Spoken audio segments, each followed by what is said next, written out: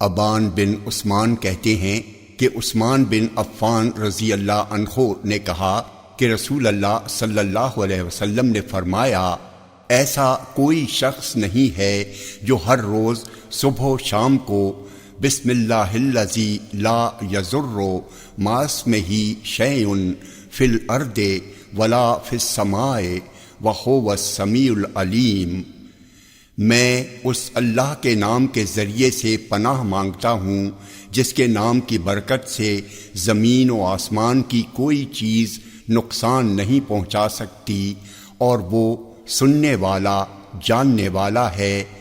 3 بار پڑھے اور اسے کوئی چیز نقصان پہنچا دے۔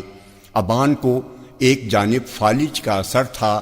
حدیث سن کر حدیث سننے والا شخص ان کی طرف دیکھنے لگا۔ ابان نے ان سے کہا، کیا دیکھ رہے ہو؟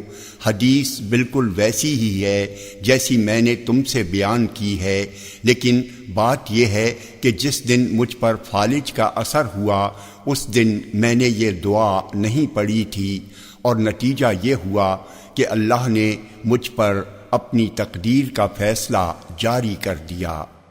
جامع ترمذی حدیث نمبر 3388، یہ حدیث صحیح ہے۔